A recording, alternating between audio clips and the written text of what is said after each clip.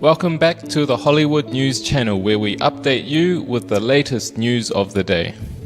Lieutenant Colonel Alexander, National Security Council's top Ukraine expert, told House impeachment investigators on Tuesday that the White House transcript of the July call between President Trump and Ukraine's president missed keywords or crucial phrases that he tried, and failed, to have corrected.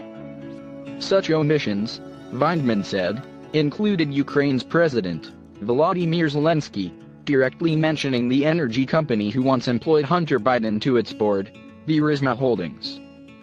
He or she will look into the situation, specifically to the company that you mentioned in this issue, the White House's transcript cites Ukrainian President Volodymyr Zelensky as saying. However, Vindman insists Zelensky specifically mentioned Burisma, telling investigators he tried to have the White House's transcript changed to include the missing reference, but the amendment was never made. The rough transcript also contains ellipses in 3 instances where Trump is talking, which again Vindman says he tried to amend. He told investigators the third set of ellipses relates to Trump speaking about alleged recordings of former Vice President Joe Biden boasting about illegal Ukraine funding. It's believed that Trump's mention of the tapes is most likely referring to comments Biden made in January 2018 that the U.S. held $1 billion in loan guarantees until the nation fired its prosecutor general, Victor Shokin. The comments led Republicans, without evidence, to believe Biden was actively trying to prevent an investigation into his son from being launched. Democrats, meanwhile, say Shokin was lax in his anti-corruption efforts and was simply not fit for purpose. Though a number of Vindman's suggested edits were made, such as particular wording, the 2 cited corrections were never amended for reasons currently unknown.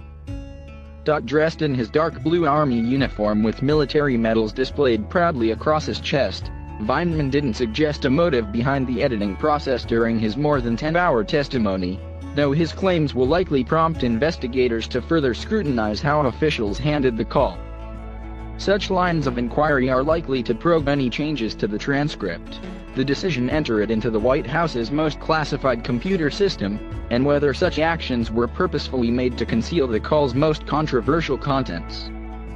Vindman, who was listening in on the call from the White House Situation Room along with other members of Vice President Pence's staff, said he was so concerned by the call, and the idea the president's request could be seen as a partisan play that could undermine U.S. national security, that he reported it to the NSC's lead counsel. I was concerned by the call, Vindman said.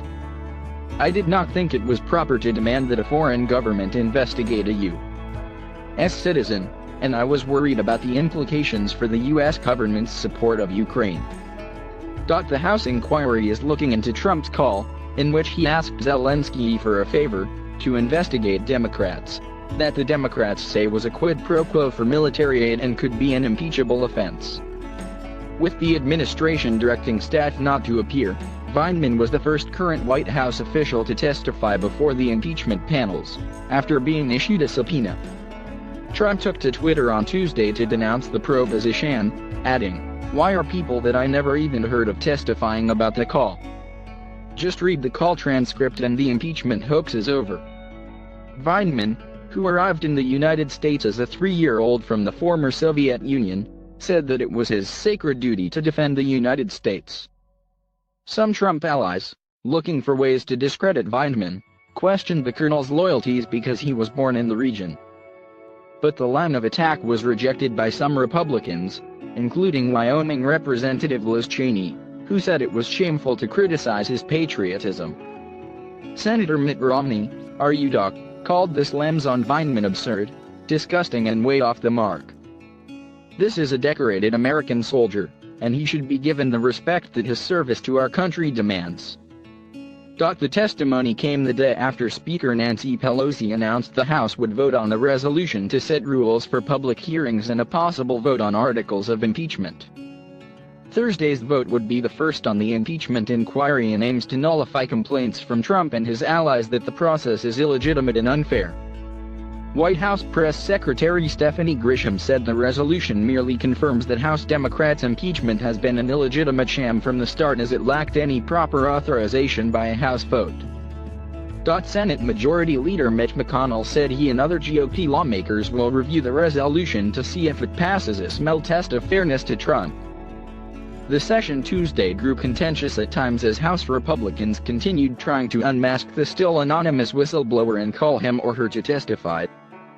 Vineman said he is not the whistleblower and does not know who it is. GOP Representative Jim Jordan of Ohio acknowledged Republicans were trying to get Vineman to provide the names of others he spoke to after the July 25 phone call, in an effort to decide whom to call to testify. He wouldn't, Jordan said. In his prepared remarks, Vineman testified that in spring of this year he became aware of outside influencers promoting a false narrative of Ukraine that undermined U.S. efforts, referencing particular to Trump's personal lawyer Rudy Giuliani. He first reported his concerns after a July 10 meeting in which U.S. Ambassador to the European Union Gordon Sondland stressed the importance of having Ukraine investigate the 2016 election as well as Burisma, a company linked to the family of Biden, a 2020 Democratic presidential candidate.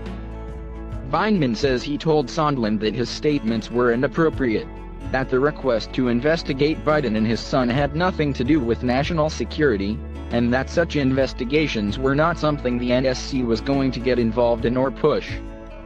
That differs from the account of Sondland, a wealthy businessman who donated $1 million to Trump's inauguration and testified before the impeachment investigators that no one from the NSC ever expressed any concerns. Sondland also testified that he did not realize any connection between Biden and Burisma. For the call between Trump and Zelensky, Vineman said he listened in the Situation Room with colleagues from the NSC and Vice President Mike Pence's office.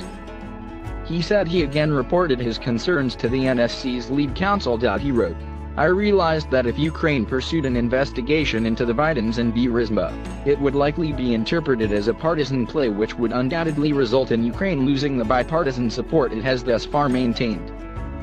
This would all undermine U.S. national security." Vineman served as the Director for European Affairs and the Ukraine expert under Fiona Hill, a former official who testified earlier in the impeachment probe. Hill worked for former National Security Advisor John Bolton. He told investigators that Ukraine, in trying to become a vibrant democracy integrated with the West, is a bulwark against overt Russian aggression. Vineman attended Zelensky's inauguration with a delegation led by Energy Secretary Rick Perry, and he and Hill were both part of the Ukraine briefing with Sondland that others have testified irritated Bolton at the White House. "I am a patriot, and it is my sacred duty and honor to advance and defend our country, irrespective of party or politics," wrote Vineman, who was wounded in Iraq and awarded a Purple Heart. For over 20 years as an active-duty United States military officer and diplomat, I have served this country in a nonpartisan manner, and have done so with the utmost respect and professionalism for both Republican and Democratic administrations, he wrote.